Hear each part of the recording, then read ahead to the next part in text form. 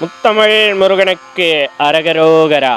இன்னைக்கு இந்த காணொலி பதிவுல நம்ம என்ன பார்க்க போறோம்னா, துர்தேவதைகளை பூஜிப்பதால் என்னென்ன விளைவுகள் ஏற்படுகின்றது என்பதை தெரிந்து கொள்வோம். அன்பர்ந்த அடியார்களே, இறை ஆற்றல் என்பது முற்றிலுமாக அங்கே நீங்கிவிடும் என்று சொல்லப்பட்டு வருகின்றது.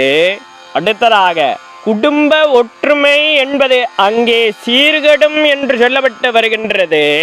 அடுத்ததாக மங்கள நிகழ்வுகள் யாவும் தடைபெற்று நிற்கும் என்று சொல்லப்பட்டு வருகின்றது. அடுத்ததாக குலதெய்வத்தினுடைய அனுகிரகமும் கிடைப்பதில் தடை ஏற்படும் என்று சொல்லப்பட்டு வருகின்றது. அடுத்ததாக இது போன்ற துர்தேவதைகளை பூஜிக்க கூடியவர்களினுடைய இல்லமானது வெறுமையாகவும் சூனியமாகவும் இருக்கும் என்று சொல்லப்பட்டு வருகின்றது. அடுத்ததாக ஒரு முறை துர்தேவதைகளினுடைய வழிபாட்டிற்குள் ஒருவர் வந்துவிட்டார்கள் என்றால் மீண்டும் அந்த நபர் சாதாரணமான வாழ்க்கைக்குள் திரும்ப முடியாது என்று சொல்லப்பட்டு வருகின்றது.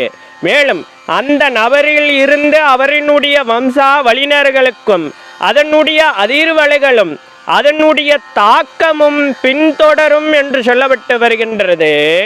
அன்பார்ந்த அடியார்களே, இது போன்ற துர்தேவதைகளினுடைய வழிபாட்டிற்குள்ளோ பூஜைக்குள்ளோ செல்லாமல் அடியார்களினுடைய குலதெய்வத்தை இறுக பிடித்து வழிபட்டாலே அடியார்கள் நினைத்ததும் கேட்டதும் இறையருளால் பரிபூரணமாக நிறைவேறும் என்று சொல்லிட்டு மேலும் ஒரு இனிய பதிவு உங்களுக்கு சந்திக்கின்றேன்.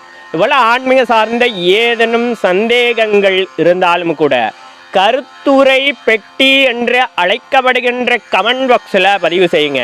அடியானுக்கு தெரிந்தால் கண்டிப்பாக உங்ககிட்ட காணொலி மூலமாக பகிர்ந்துக்கிறேன்.